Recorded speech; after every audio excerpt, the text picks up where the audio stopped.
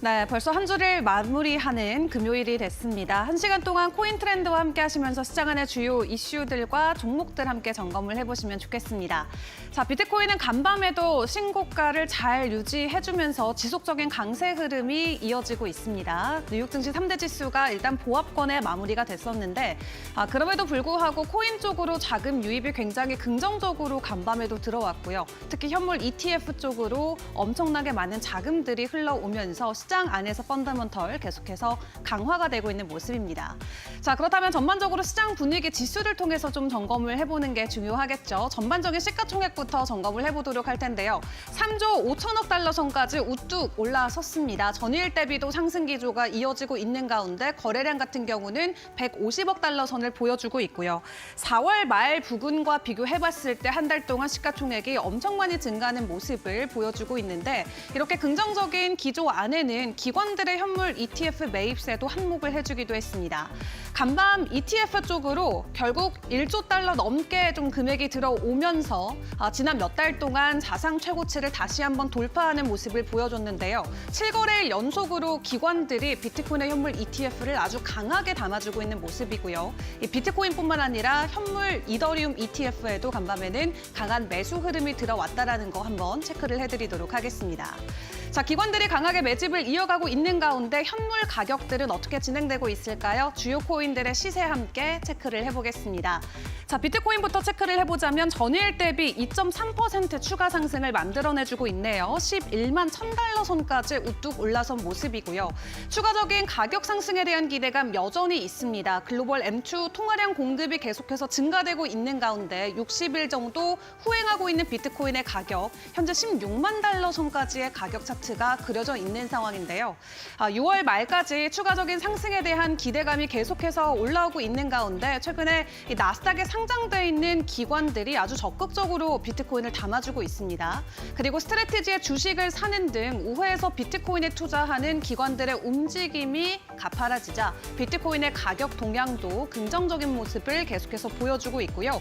오늘까지 3거래일 연속으로 10만 달러 이상에서 가격 지키기에 성공을 해주고 있습니다. 자, 그리고 비트코인뿐만 아니라 이더리움의 가격 반등도 굉장히 반갑죠. 오늘도 5%가 넘게 상승이 되고 있는데요. 어느덧 2,600달러 선까지 올라와 있는 모습입니다. 다만 일부 ICO 초창기 때 이더리움을 샀던 고래들이 계속해서 매도를 이어가고 있지만 팔았던 고래들이 다시 한번 매수를 하면서 사고 팔고를 반복하는 모습들을 보여주고 있는데요. 그만큼 오래된 고래들도 현재 이더리움 가격에 대해서 약간 헷갈려하는 모습들을 우리가 온체인 데이터에서 확인을 해볼 수가 있었습니다.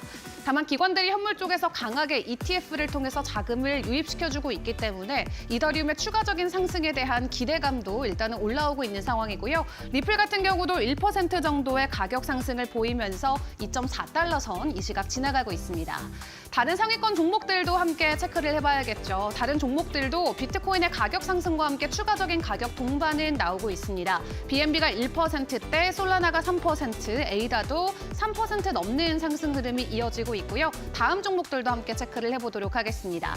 어제 17% 정도 급등하고 있었던 하이퍼리퀴드 같은 경우는 오늘도 두 자릿수 이상의 가격 상승을 만들어냅니다. 15%나 넘게 오르면서 벌써 48,000원 선까지 올라와 있고요. 수익 같은 경우는 해킹 이슈와 좀 맞물리면서 오늘 5% 정도 홀로 급락, 그리고 아발란체도 4% 넘는 가격 상승이 현재 이어지고 있네요.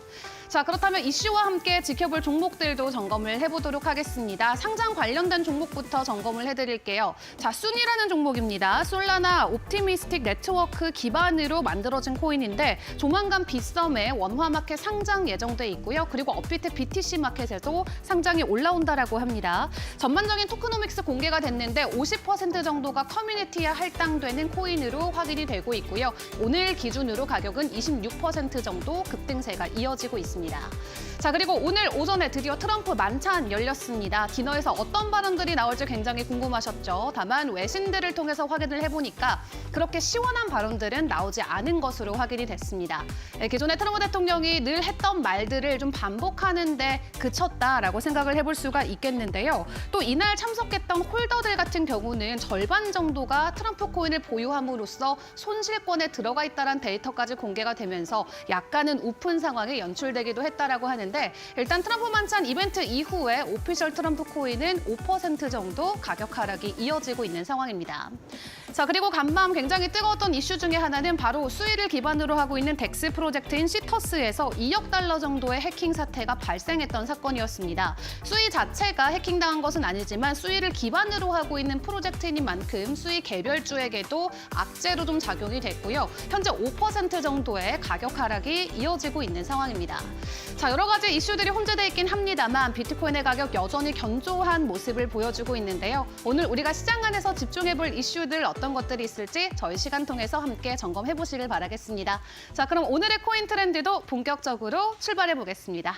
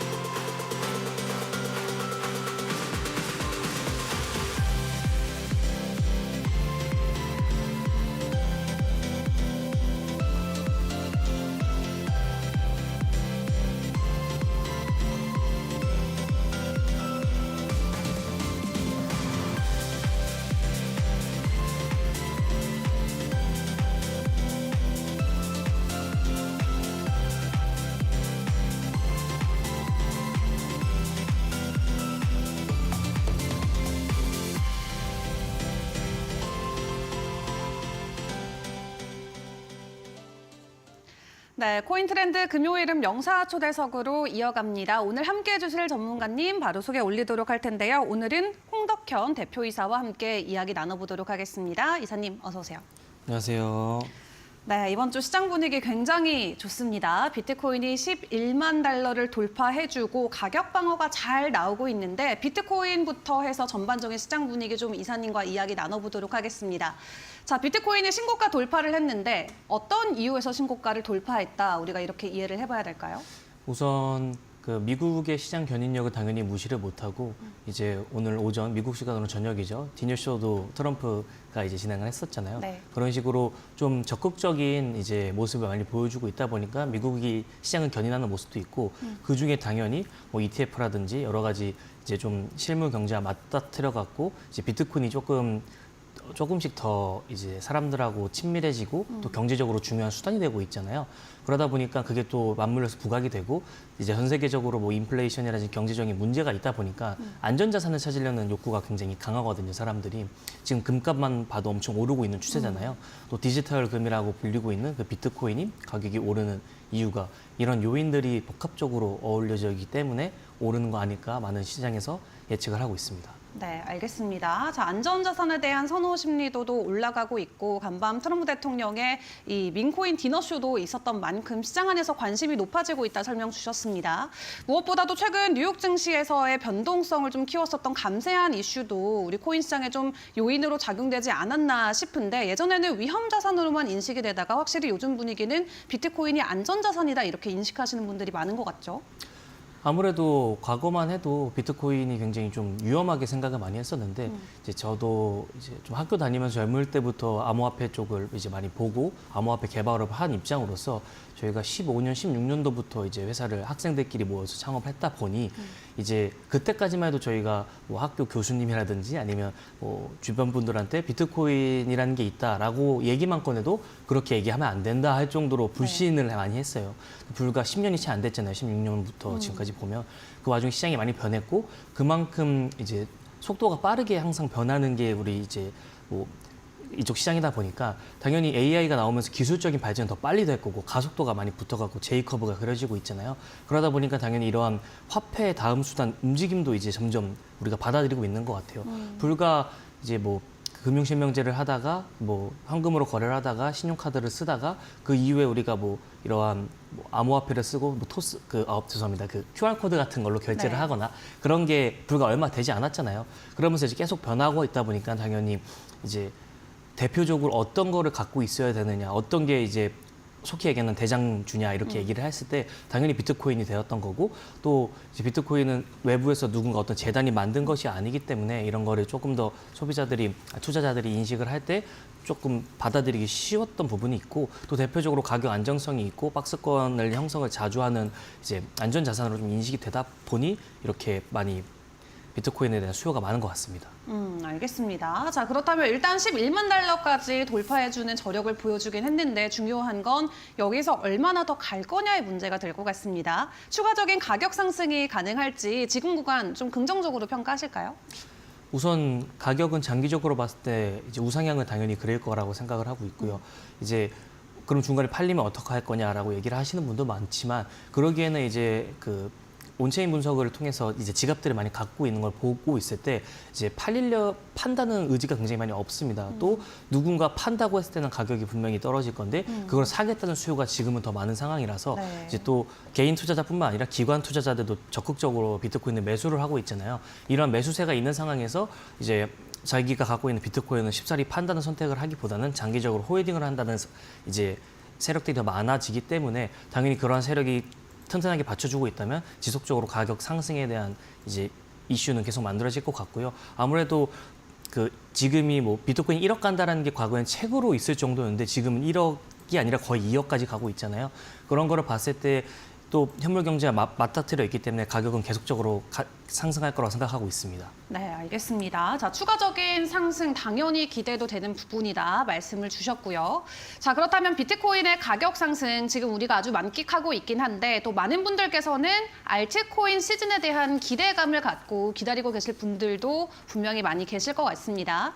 오늘 제가 봤던 데이터에서는 이 비트코인 반감기를 우리가 작년에 겪었잖아요. 이 반감기 사이클을 토대로 380일 이후부터 알트 시즌이 시작이 됐다. 그래서 올해 기준으로 5월 24일부터 본격적인 알트 시즌의 시작이다 이렇게 분석하시는 분들도 있던데 그 알트 시즌에 대한 정확한 시기와 이번 사이클 안에서는 그렇다면 알트 시즌들이 언제 도래할 수 있을지 대표님께서는 어떻게 생각하세요? 우선 저는 살짝 그래프적인 이제 차트를 보는 입장은 아니기 때문에 차트적인 입장을 좀 배제를 하고 개인적인 견해를 말씀드리자면 일단 알트코인이 계속 시장에서 올라가는 경우는 몇 가지가 없습니다. 먼저 비트코인 한번 올라가 줬다가 일단 비트코인 어느 정도 박스권을 형성을 하면서 유지를 할 때 나머지 알트들이 따라 올라주는 거거든요. 그거는 자본이 비트코인을 계속 사다가 그 남는 자본들 이제 포모 현상들이 많이 오잖아요. 다른 사람들 비트코인 돈 많이 벌었는데 뭐 암호화폐로 돈을 많이 벌었는데 나만 못 벌었어 라고 하면서 그 시선이 옆으로 돌려질 때 알트가 같이 올라가는 경우가 굉장히 많았거든요. 네. 그렇기 때문에 이제 지금 비트코인 상승을 하고 있는 상황에서는 알트코인이 같이 올라가는 경우에는 조금 많이 견인력 부족하고 비트코인 어느 정도 안정됐을 때 다른 기관들이 그 남은 돈을 갖고 주변 알트코인에 투자를 했을 때 가격이 굉장히 많이 오릅니다. 그래서 투자를 할 때 그러한 부분을 좀 확인하면 좋을 것 같고요. 아무래도 알트 시즌이 당연히 올 거라고 많이들 얘기를 하고 있는데 그렇다고 이제 뭐 이름을 처음 들어보는 그런 좀 위험한 암호화폐에 투자하기보다는 이제 좀 시총이 좀 단단하게 받쳐주는 뭐 시총 50위권 안에 뭐 30위권 안에 들어가는 그런 알트코인들 중에 조금 우리가 여러 가지 섹터를 생각을 하면서 이제 투자를 하는 것을 좀 권장드리고 합니다.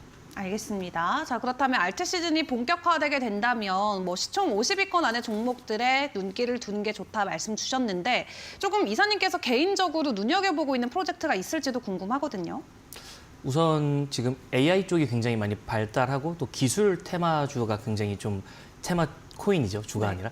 테마 쪽이 굉장히 많이 곽강을 받고 있어요. 그러다 보니까 이제 AI를 접목시키고 기술 쪽으로 어떻게 활용이 되는가를 많이 분석하는 게 좋은데 뭐 대표적으로 기술 코인이다라고 하면 우리 솔라나가 있었고 솔라나는 인플레이션이 10배나 왔는데 불구하고 가격이 또 10배가 올랐잖아요. 그럼 사실상 가치적으로 봤을 때 100배 정도가 올랐다고 볼 수가 있는데 이제 솔라나 이후에 더 각광받는 코인이 뭐 수이라든지 아니면 뭐 아비트럼이라든지 체인링크 이런 것들을 좀 주의 깊게 보고 있습니다. 또 그리고 이제 그 게임 산업 쪽에서도 많이 P2E 프로젝트들도 많이 보고 있는데 지금 한국에서 어떠한 회사가 하나 하고 있잖아요. 근데 P2E 쪽은 굉장히 조금 조심해서 투자를 해야 될 게 이제 한국 사람 입장에서 투자를 할 때 P2E는 뭐 동남아 쪽 사람들이 굉장히 많이 들어갑니다.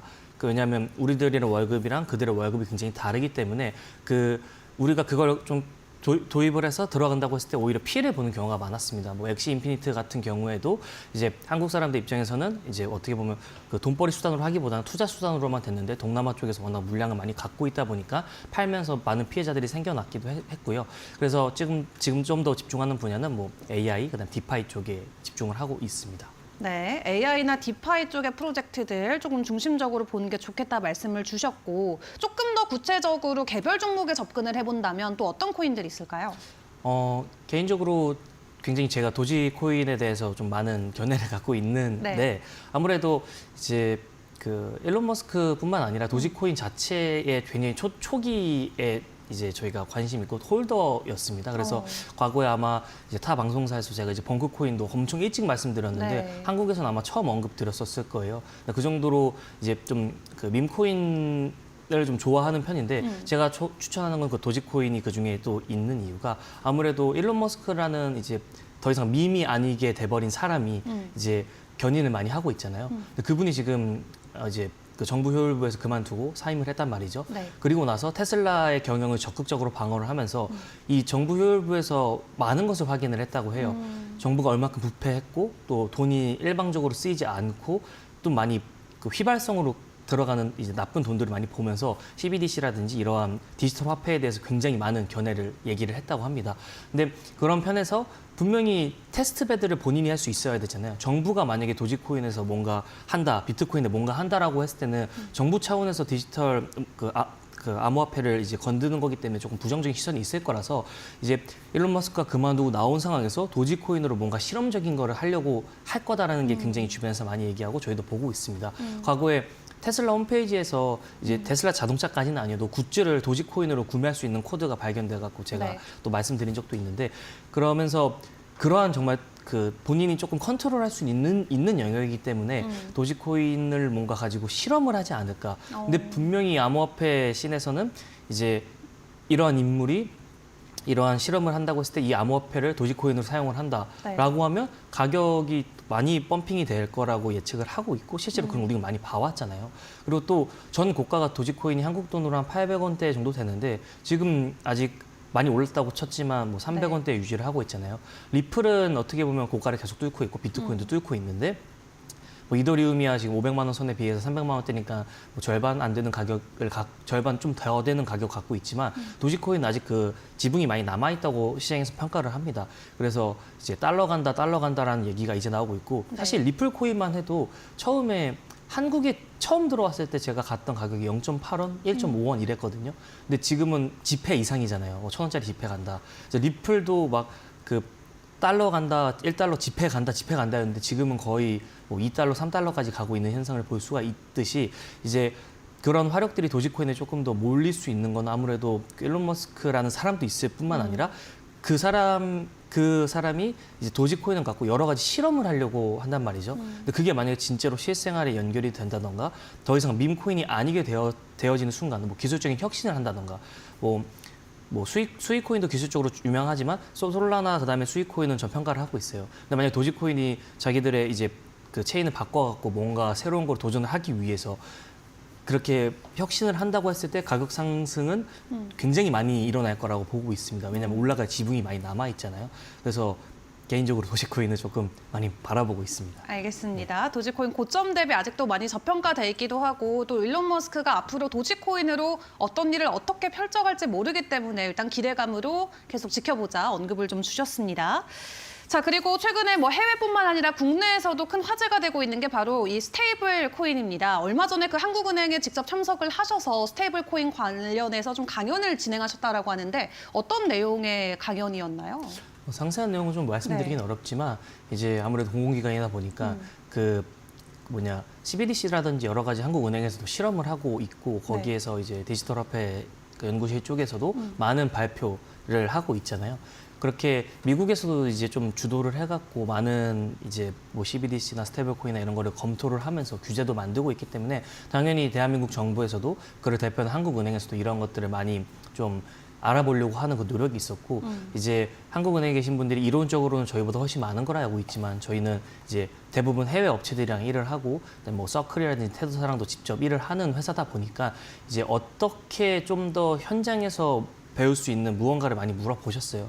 그래서 많이 느낀 거는 옛날 공무원들이랑 굉장히 다르구나. 뭐 옛날 공무원들을 많이 상대해 본 적은 없지만 옛날 공무원들은 조금 탁상 행정을 하려고 했었으면 지금은 피해에 대해서 있는 의견들을 많이 들으려고 하는구나라는 부분이 있었고 질문 자체도 굉장히 퀄리티가 좋았습니다. 왜냐하면 저희 같은 경우에는 외국에서 진짜 외국을 자주 나가고 외국에서 업체들이랑 일을 하기 때문에 그 트렌디한 내용들을 많이 알고 있거든요. 네. 근데 이론을 가지고 그러한 내용들을 유추를 하면서 질문을 하시더라고요. 그래서 그러한 질문 수준에 굉장히 놀랐고 오히려 제가 많이 이야기하기보다는 저희 회사 기술이사가 가서 기술적으로 많이 이야기를 했습니다.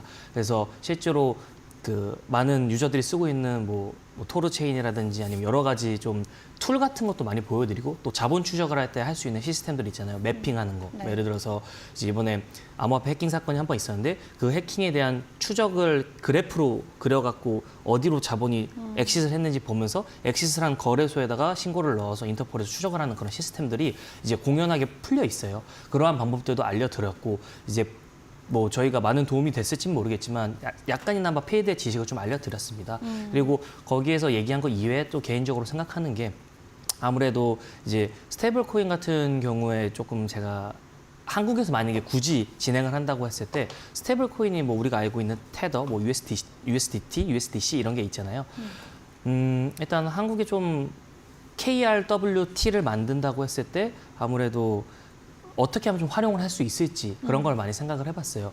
이게 스테이블 코인이라는 게 아무래도 패깅이 되어 있어야 되잖아요. 지금 그 달러 기반의 스테이블 코인들은 달러랑 패깅이 되어 있는데 이게 유동성 때문에 가끔 패깅이 깨질 때가 있습니다. 대표적으로 USDT랑 USDC가 가격 차이가 한국 돈으로 0.3원 정도가 날 때가 비일비재하게 있어요. 네. 지금 외국 거래소만 가봐도 USDC를 구매하려고 하면 0.9998달러 이렇게 돼 있거든요. 그럼 1달러 패깅이 깨진 거 아니냐라고 얘기할 수 있습니다. 근데 너무나도 당연한 게 스테이블 코인은 사실 유동성이 굉장히 중요하거든요. 유동성이 받쳐줘야지 많이 쓰여야지 그 가치를 계속 유지를 할 수가 있는 거예요. 근데 만약에 KRWT를 만든다고 했을 때 뭐 정부에서 만들지 아니면 민간에서 만들지 모르겠지만 민간에서 만들어서 정부가 서포트를 할지 모르겠지만 한국에 있는 그 KRWT를 만들었을 때 유동성이 없으면 패깅이 깨집니다. 그러면 어떻게 보면 국가적으로 조금 민망한 상황이 만들어질 수가 있어요. 물론 이제 아비트라지 봇들이 그러한 가격을 서로 잡아주면서 시세 차익을 먹으려고 하기 때문에 가격은 유지가 되겠지만 아무래도 이제 어떻게 하면 좀 스테이블 코인을 넓게 펼칠 수 있을지에 대한 그런 정책적인 그 의견들도 많이 줬고 또 개인적으로 생각하는 부분들도 어느 정도 전달해 드리고 왔습니다. 그래서 뭐 대표적인 예로는 한국 거래소들에서 지금 원화로 암호화폐를 구매를 할 수가 있잖아요. 만약에 한국에서 스테이블 코인을 만들게 되면 반강제적으로 스테이블 코인으로만 구매를 하게끔 한다든지 또 그렇게 됐을 때 이점은 자본 추적이 조금 더 쉽다.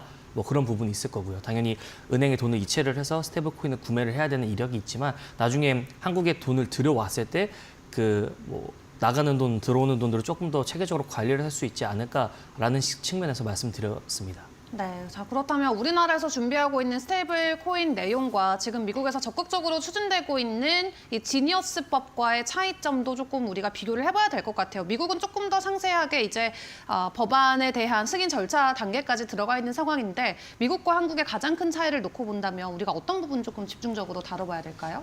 사실 지금 한국 정책은 없다고 해도 무방해요. 이제 미국이 하는 걸 보고 이제 테스트를 하려고 하는 거고 이제 공공기관에 계신 분들은 아무래도 이제 정책을 입법하는 분들은 아니시잖아요. 공무원분들이시잖아요. 공무원들은 이제 피해에 대해서 학습을 하고 계시는 거고 정치인이 나서서 그런 정책을 만들어 주기를 조금 기다리고 있으면서 미리 예행 공부를 한다고 보면 될 것 같습니다. 그래서 아무래도 지금 미국에서 여러 가지 입법을 하려고 하는 스테이블코인 관련된 법들이 제정이 될 것 같아요. 지금 분위기상으로. 네. 그렇게 됐을 때 한국의 이제 여러 공무원들이나 이제 입법부에서도 행정부에서도 같이 머리를 쌓아매면서 이제 사법부 의견도 같이 들으면서 이제 쭉 정책을 만들지 않을까 싶고요. 아무래도 한국에서 만들어졌을 때 좀 걱정을 하는 게 만약에 좀 대한민국 정부 주도로 무언가를 만든다고 했을 때 그 확장성이 없을까봐 아까 말씀드린 거랑 똑같이 유동성이 없을까봐가 조금 걱정이 됩니다. 뭐 예를 들어서 대한민국 원화를 가지고 스테이블 코인을 만들었어요. KRWT가 되겠죠. 그 KRWT가 자신들이 원하는 메인넷만 사용을 해요. 대한민국 정부에서 여러 가지 입찰 과제나 이런 거를 냈을 때 보면 그 정부에서만 원하는 그 코드를 만들어 달라고 해요. 그게 자기 규제에 맞는 그러한 코드를 사용을 해서 한마디로 새로운 뭔가 메인넷을 만들어 달라고 얘기를 할 텐데, 그렇게 됐을 때 멀티 체인이라고 하면 이제 USDT, USDC를 외부에 보낼 때 트론 체인도 사용할 수 있고 솔라나도 사용할 수 있고 여러 가지 많이 사용할 수가 있잖아요. 네. 이게 멀티 체인인데, 그 멀티 체인이 USDT는 거의 그냥 그 모든 사람들이 트론으로 보내고 USDC는 솔라나로 보냅니다. 그래서 자기들이 메인넷을 애초에 갖고 있질 않아요. 근데 대한민국에서 스테이블 코인을 만들었을 때 혹시나 그 자기들의 메인넷이 또 무기일까 봐. 그럼 외국인이 사용을 못 하거든요, 사실. 너무 어려워갖고. 어렵기보다는 불편하잖아요. 그럼 그럴 거면 테더 보내지 그냥 이렇게 얘기를 해버릴까 봐. 네. 그런 정책이 조금 안 나왔으면 좋겠고요. 오히려 조금 시장을 좀 열어주는. 사실 대한민국이 기회가 많았어요. 지금 홍콩, 싱가포르이 어떻게 보면 블록체인 쪽에 굉장히 수도, 아시아의 수도라고 볼 수 있는데, 이제 테더사 같은 경우에는 홍콩 법인이라고 보잖아요. 네. 그래서 미국에서 테더사를 견제를 하려고 서클, 미국 정부에서 이제 관리하고 있는 회사에다가 USDC를 만들었고, 그래서 많은 기관들은 아직도 USDC를 사고 일반 유저들은 USDT를 사는 현상이 있잖아요. 그거를 사실 홍콩이 아니라 대한민국이 먼저 갖고 있었던 기회가 굉장히 많았거든요.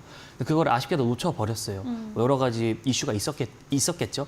근데 하지만 이제 두 번 다시 이미 격차가 벌어졌을 때 좁히는 건 불가능합니다. 근데 따라가는 이 속도라도 떨어지면 안 되죠. 그렇기 때문에 조금 열린 마음으로 이런 정책들을, 입법을 과감하게 해줬으면 좋겠습니다. 알겠습니다. 일단 미국이 진행하는 것을 보고 우리나라도 따라갈 가능성이 크기 때문에 미국에서 진행되고 있는 스테이블 코인 관련 법안들에 대한 내용들을 우리가 꼼꼼하게 좀 지켜보는 게 굉장히 중요할 것 같고요. 그리고 SEC 같은 경우도 수장이 바뀐 이후에 현재 기대감 많이 나오고 있습니다. 알트코인들의 현물 ETF 승인 시점을 놓고도 많은 추측들이 오가고 있는데, 최근 SEC 관련해서 재미있는 동향들이 있을까요?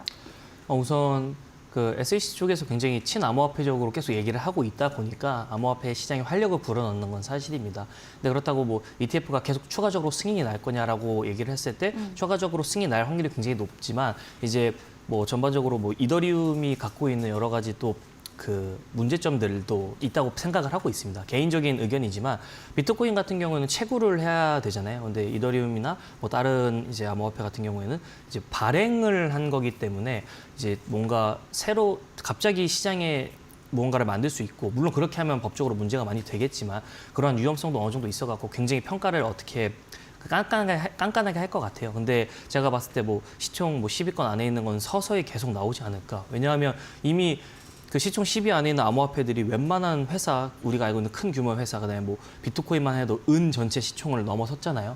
그런 거를 봤을 때 점차적으로 이제 풀리긴 하겠지만, 그 점차적인 풀리는 기준이 정확한 규제가 뒷받침돼 줄 때 이러한 자산들의 조금 실물과 맞닿을 수 있는 그러한 좀 정책이 실질적으로 나와야지 바뀔 것 같고요. 일단 굉장히 긍정적으로 보고 있긴 합니다. 그리고 이제 시장 활성화가 계속 되면서 가치가 계속 오를 거라고 누구나 다 생각을 하고, 또 시장이 그렇게 움직이고 있기 때문에 아마 긍정적으로 좀 평가를 하고 있습니다. 알겠습니다. 자, 그렇다면은 일단 올해 하반기에 대한 암호화폐 시장 전망까지도 좀 저희가 연결을 해서 이야기를 해보는 게 좋을 것 같습니다. 지금 규제 기관들은 계속해서 긍정적인 태도들을 보여주고 있기 때문에 하반기로 갈수록 코인 시장 자체에 대한 기대감을 키워갈 수밖에 없을 것 같은데, 남은 하반기에 대한 코인 시장의 평가는 어떻게 하실까요? 우선 제가 봤을 때는 가을 한 9월, 10월 정도까지는 상승장이 계속 이어질 거라고 전문가들도 얘기하고 저도 그렇게 생각을 하고 있습니다. 이제 아무래도 그 이후에 성장을 할 때는 지금은 뭐 기관들이나 아니면 좀 뒤늦게 투자하는 그런 대형, 기존에 돈을 많이 레거시형에서 갖고 있던 분들이 사는 영향이 있으면 그 뒤에 가격이 또 올랐을 때 이제 아까 말씀드린 소비자들이 일반적으로 많이 붙는 현상이 계속 이어가고 있어요. 근데 비트코인이 그거를 계속 견인을 해주면 이제 다양한 알트코인들도 조금씩 오르곤 있지만 지속적인 비트코인 상승은 이어질 거라 생각을 합니다. 이제 왔다 갔다는 거리겠지만 제이커브까지는 아니어도 이제 우상향 그래프를 그릴 거라고 보고 있고요. 그리고 각국의 뭐 중앙은행이라든지 규제를 뭐 관리하는 곳에서도 긍정적으로 암호화폐를 평가를 하고 있기 때문에 이러한 디지털 자산이 조금 더 많이 활성화될 거라고 생각을 하고 있습니다. 네, 알겠습니다. 가을까지 일단 추가적인 상승에 대한 기대감이 있지만 중간중간에 물론 가격 상승과 하락은 오갈 수 있다 말씀을 주셨고 그렇다면 그런 동향들을 파악을 할 때 우리가 좀 참고해볼 만한 지표들도 있을까요? 아무래도 그 온체인 데이터라고 얘기를 하는 그러한 지표들은 꾸준히 봐야 되고요. 지금은 지갑 주소를 정말 쉽게 볼 수 있잖아요. 네. 우리 트럼프 밈코인 만찬 때만 해도 이제 저스틴 선이나 뭐 밑에 2등, 3등, 4등 이렇게 쭉 있으면 그 옆에 지갑 주소 나와 있잖아요. 네. 그 지갑 주소가 우리가 온체인이라고 하는 건데 그거를 내가 아는 그냥 익스플로어, 체인 분석기에다 넣어서 보기만 해도 그 사람 자산 이동을 다 볼 수가 있거든요. 얘가 비트코인 얼마 갖고 있고 이더리움 얼마 갖고 있고 뭐 돈을 얼마 갖고 있는지 다 볼 수 있기 때문에 그러한 자산들을 주의 깊게 몇 개를 보는 거 추천드립니다. 특히 알겠습니다. 네. 특히 또 어떤 게 있을까요? 특히 뭐 그런 것들을 활용을 네. 했을 때 투자를 하면서 자기가 볼 수 있는 정량적 지표가 되기 때문에 참고하는 거를 추천드린다라고 생각하고 있습니다. 네, 알겠습니다. 자, 온체인 데이터도 계속 주목을 해보시면서 시장에 대한 동향들 파악을 해 나가시는 게 좋을 것 같습니다. 자, 이렇게 시장 안에서 현재 진행되고 있는 전반적인 분위기 저희 홍덕현 이사와 오늘 좀 이야기 나눠봤습니다. 오늘 함께해 주셔서 감사합니다. 네, 감사합니다.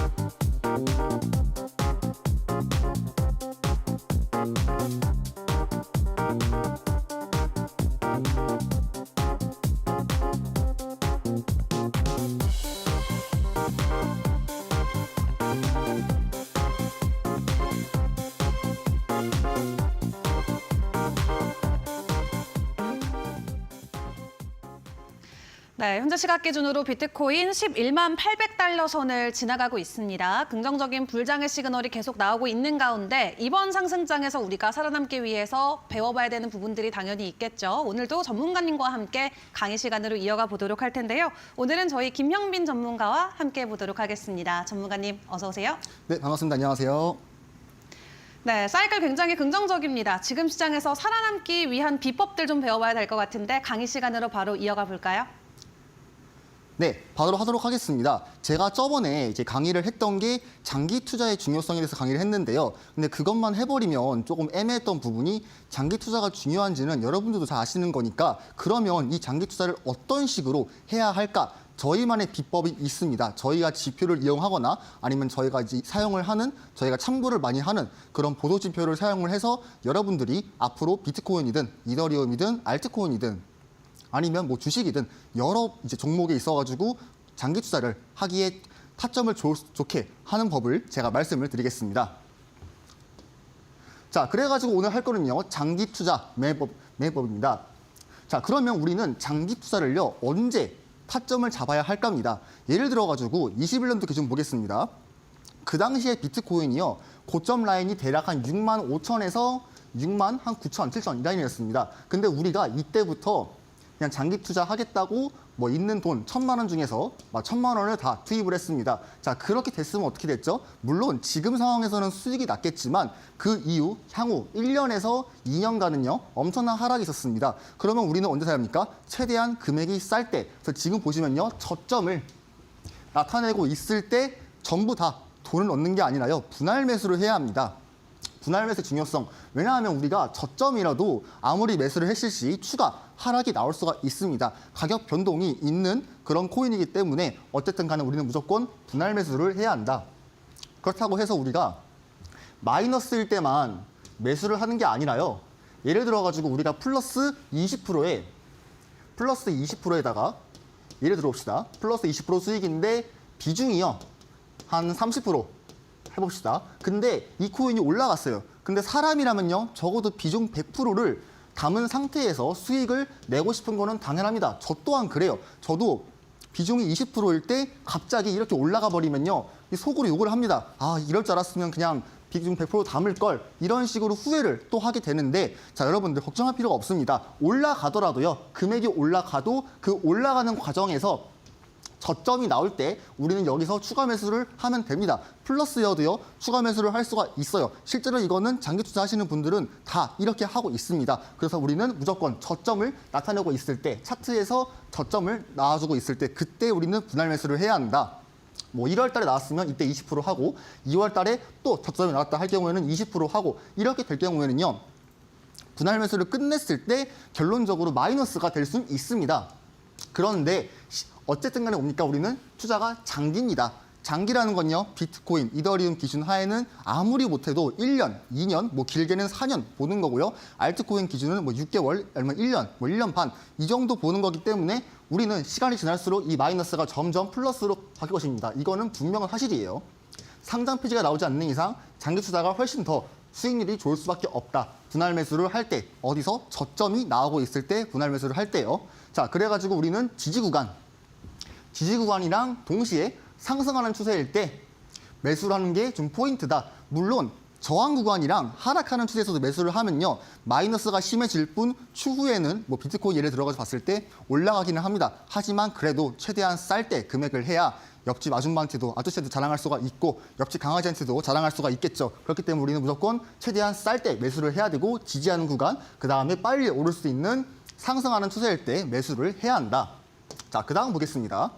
자, 그러면 우리는요. 저점을 보여주는 그런 보도지표가 있습니다. 저희가 가장 참고하는 지표고 저희 실호등 지표에도 꽤나 참고를 많이 하고 있는 지표인데요. 자, 어떤 거냐면요. 첫 번째는 스토캐스틱입니다.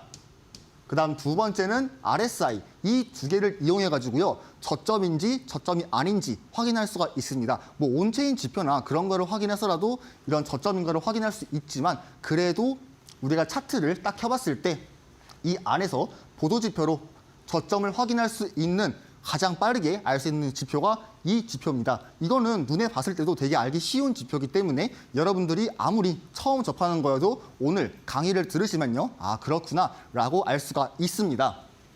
자, 그러면 이 지표가 대체 뭘 나타내길래 내가 이렇게 하는 건가 잘 보시길 바라겠습니다.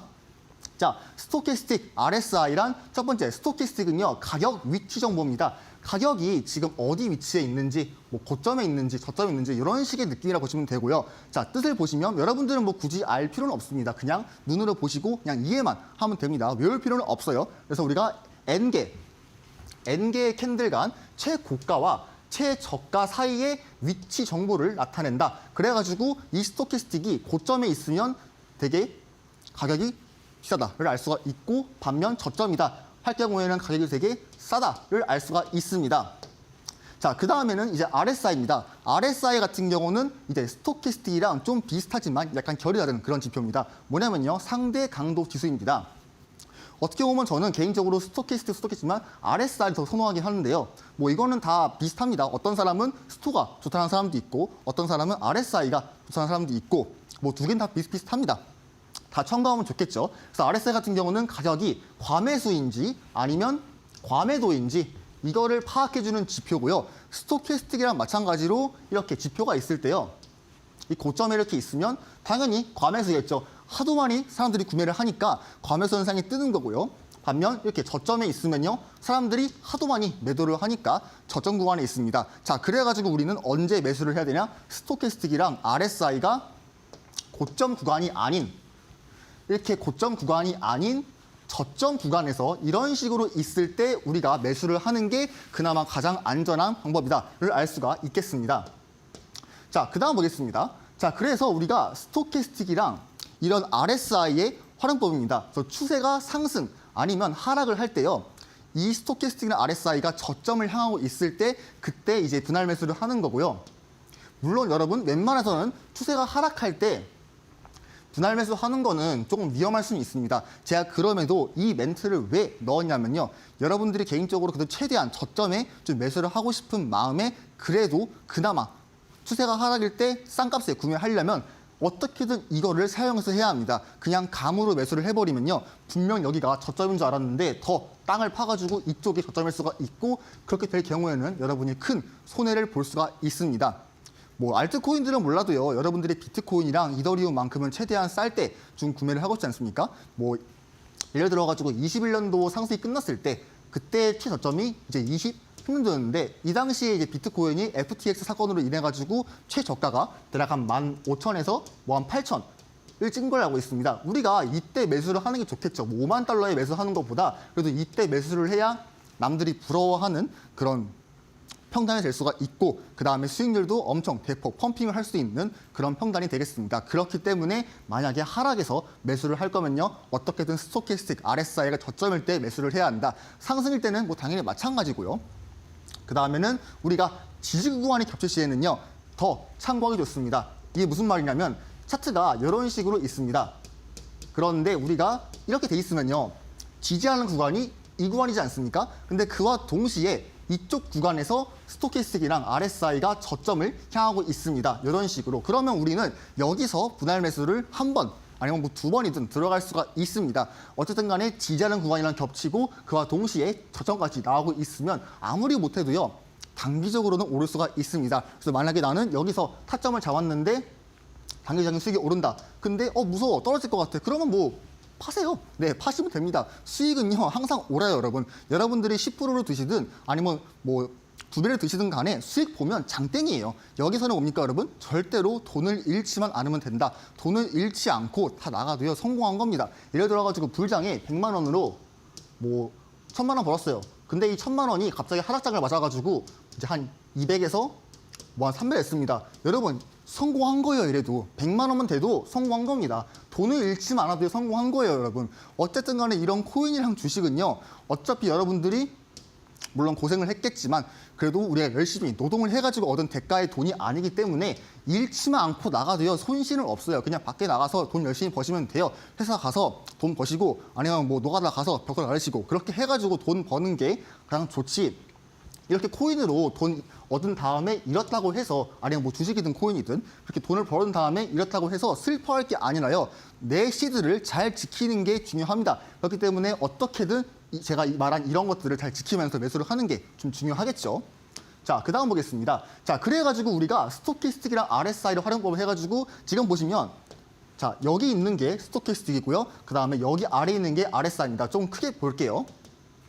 자, 이렇게 봐가지고요. 지금 보시면 이렇게 스토캐스틱이랑 RSI가 제가 파란 줄 그어놨죠. 잘 보이시도록 제가 그어놨습니다. 지금 보시면 저점에 있습니다. 다 바닥권에 있고요. 마찬가지로 RSI도 최대한 바닥권에 있습니다. 자, 그 다음 차트를 보겠습니다. 그 상태에서 우리가 이때 최대한 매수를 했으면 어떻게 했습니까? 그 다음 상승이 나왔죠. 그래서 우리는 상승 추세 안에 있는 데에서 이 저점을 파악을 한 다음에 요 안에서 분할 매수를 들어가야 한다를 결론을 지어볼 수가 있고요. 자, 그 다음 보겠습니다. 자, 반면 여러분이 최대한 아까 제가 말했죠. 싼 금액에 매수를 하고 싶다. 하락 추세일 때 매수를 해가지고 나는 어떻게든 바닥에 살 거야. 발바닥에 사가지고 머리에 팔 거야 하시는 분들을 위해서 제가 또 증거를 가졌습니다. 마찬가지로요. 이렇게 확대를 해보겠습니다. 자, 확대를 해봐서 첫 번째하고 두 번째 구역이 있는데요. 자, 첫 번째 구역 보겠습니다. 마찬가지로 여기도 저점을 향하고 있고 이 구간도 지금 최대 차트상 저점을 하고 있습니다. 여기서 우리가 1차 매수를 했습니다. 근데 뭡니까, 여러분? 하락 추세이기 때문에 아무리 저점이어도 추가 저점이 나올 수가 있습니다. 그럴 경우에는요. 똑같이 대입을 해서요. 고도지표 저점을 이용해가지고 이때 또 2차 진입을 했습니다. 그렇게 될 경우에는 평단가가 대략 한 요쯤에 있을 거고 그 다음 이렇게 상승이 나왔을 때 여러분이 수익을 볼 수가 있습니다. 그래서 만약에 이번 비트코인이 대불장이 나오고 다시 한번 1년에서 2년간 하락이 나왔을 때 여러분은 최대한 이런 차트의 모습, 이러한 보도지표 모습일 때만 매수를 하는 게 제일 좋겠죠. 꼭 기억하셔야 하겠습니다. 자, 그 다음 보겠습니다. 자, 그러면 우리가 이 차트를 보고 어려워 매수하기가. 이 보도 지표를 보고 하는 게 어려워. 나는 또 모르겠어 도저히. 그렇게 돼가지고 저희가 이 지표를 이용해가지고 연계를 하는 법을 알려드리겠습니다. 저희가 사용하는 지표고요. 지금 보시면 신호등 지표, 초록색 강력한 상승하는 추세, 그다음 노란색 알 수 없는 추세, 횡보하는 추세, 빨간색 강력한 하락하는 추세. 그럼 우리는 어디에 매수를 해야겠습니까? 무조건 초록색 추세에 매수를 하는 게 좋다. 물론 아까 제가 말한 대로 하락하는 채널에서 분할 매수를 하려면 그때는 대부분 다 이런 구간이겠지만 그래도 아까 제가 보여줬던 이런 상승하는 추세에서는 대부분 다 이런 초록색 구간에 있기 때문에 우리는 이 안에서 뜨는 신호를 먼저 파악을 한 다음에 그 신호에 매집을 해야 한다. 자, 그러면 신호가 어떤 식으로 나오냐? 바로 보도록 하겠습니다. 자, 투자를 할 때요. 우리가 무조건 이 신호를 보고 매수를 할 수가 있습니다. 아까처럼 제가 채널을 그어놨죠. 그어놓은 동시에 그런 보도지표의 저점이랑 뭐 RSI 저점 그런 거 확인한 다음에 이 신호가 등장하게 되면요. 이 자리가 아까 제가 말했던 자리랑 거의 균등합니다. 왜냐하면 어쨌든 간에 보도지표를 이용해가지고 만든 그런 신호기 때문에 우리가 이 신호만 보고도 저점인지 고점인지를 파악할 수가 있다. 굳이 눈 아프게 차트를 켜놓고 볼 게 아니라요. 그냥 이 지표 하나만 켜놓고요. 그냥 신호 같이 켜놓으시면 이게 저점인지 고점인지 알 수가 있습니다. 자, 지금 보시면 이게 고점인가요? 저점인가요? 제 눈에서 저점입니다. 이건 고점이 아니기 때문이죠. 자, 이게 고점이죠. 그래서 우리는 무조건 이 지표를 이용해서 나오는 신호에 매수를 하게 될 시에는요. 이렇게 장기적으로 투자를 할 수가 있고 이렇게 나오는 상승의 수익을 먹을 수가 있습니다. 자, 그러면 오늘의 메인인데요. 가장 중요한 걸 보겠습니다. 저희 지표를 이용해가지고 장기 투자를 할 거면요. 지금 보이시죠? 지표를 이용해가지고 편안한 매수를 할 수가 있습니다. 자, 여기에 신호가 잔뜩 있죠. 이렇게 보시면 이렇게 있습니다. 자, 이때 금액이 언제였냐? 우리가 이제 2년 전에 있던 FTX 파산이 나오고 나온 신호입니다. 이때 금액은 대략 한 16,000에서 17,000, 그다음에 2만 최대한 싼 금액이 있죠. 자, 여러분 이 금액대에 뭐가 났습니까? 저희 지표에 신호가 엄청 나왔습니다. 물론 저희가 늘 말하는 이제 초록 구간에서 매수하는 게 아니라 이때는 빨간색 구간이지만 여러분들이 어떻게든 저점에서 매수를 하고 싶으신 분들은요. 이 지표를 보시고 참고를 하면 좋겠죠. 거의 네모시로도 보이시죠? 이때 매수를 했으면 어떻게 했습니까, 여러분? 지금까지 계속 기다렸으면 수익을 엄청 봤을 겁니다. 굉장히 중요하죠, 여러분. 굉장히 도움이 됩니다.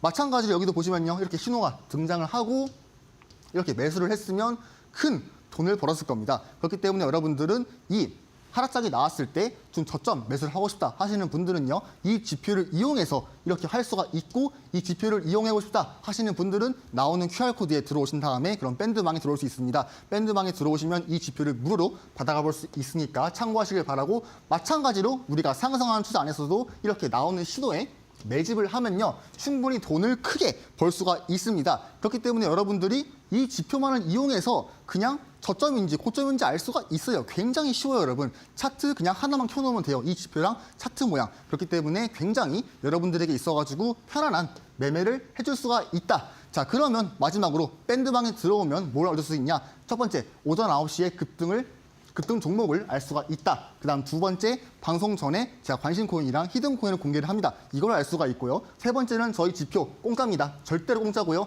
나중에 돈 요구 안 합니다, 절대로. 네 번째, 비트코인 1일 시황 브리핑을 해드립니다. 여러분들이 보기 편하게 말이죠. 그다음 네 번째, 제가 매주 월요일 아침에 주요 경제 일정을 올리니까 이 경제에 맞춰가지고 여러분들이 코인에 대응을 하면 되겠습니다. 자, 이런 식으로 저희 밴드방에서 이런 정보 얻어볼 수 있으니까 여러분들이 참고하시길 바라고 오늘 마음이 좋다면 지금 나오는 QR코드 들어오셔가지고 밴드방 들어오시면 좋겠습니다. 감사합니다. 네, QR코드 스캔하고 여러분들 입장을 해주시면 정말 다양한 자료와 정보들 받아보실 수 있습니다. 매일 오전 9시에 급등 종목들도 체크를 해보시고요. 비트코인에 대한 실시간 시세까지도 만나보실 수 있기 때문에 기본 카메라 어플 켜시고 QR코드 스캔하신 다음에 영어 링크 클릭하셔서 밴드방 입장해주시면 투자에 큰 도움 받아보실 수가 있겠습니다. 자, 그럼 오늘 전문가님의 강의 저희 여기까지 함께 보도록 하겠습니다. 수고 많으셨습니다. 네, 감사합니다.